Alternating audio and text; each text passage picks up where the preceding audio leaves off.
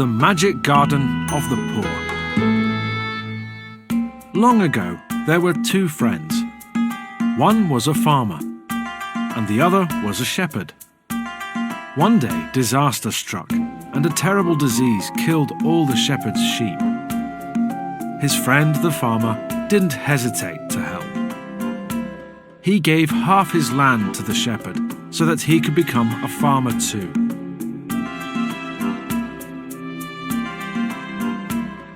While the shepherd was digging in his new fields, he found a chest full of gold. He took it to the farmer. "You are rich, my friend," he said. "I found this gold on your land." "Ah," replied the farmer, "but it is your land now, so you are the rich one." The two men could not agree, so they took their problem to a wise man. The wise man asked his students what to do.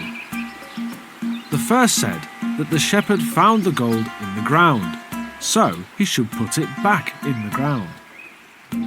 The second said that the men brought the gold to the wise man, so it should belong to the wise man. The third said that the ground was part of the nation, which belonged to the Khan, so they should give the gold to the Khan. The wise man didn't like any of these answers, so he turned to the last student. "I think because neither the farmer nor the shepherd wants the gold, we should use it to make a garden for poor people, where they can come to rest and find food." "An excellent idea," cried the wise man, and the farmer and the shepherd agreed. "As it was your idea," he added, addressing the student, "you can go to the city and buy the seeds, and I will give you the land."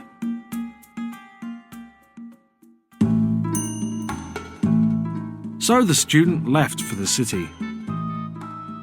He was on his way to buy the seeds when he saw a caravan of camels passing by. It carried hundreds of birds, all tied upside down by their feet. The student felt so sorry for the birds that he offered to buy them at once, and he gave the camel driver all the gold. Then he set the birds free, and they flew into the sky.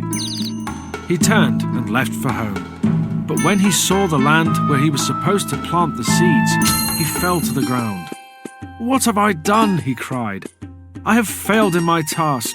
I was supposed to bring seeds to make a beautiful garden, but I spent all the gold on setting the birds free." The birds flying by heard the student's cries, and they passed the message to others. Then, from every corner of the land, birds came carrying seeds of every kind.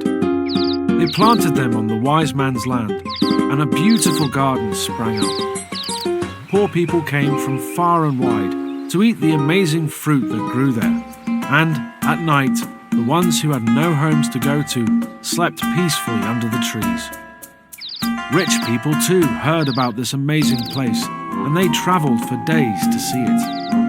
When they arrived, however, the gates slammed shut and the walls grew higher. The garden possessed a strange magic, and no one could enter except those who needed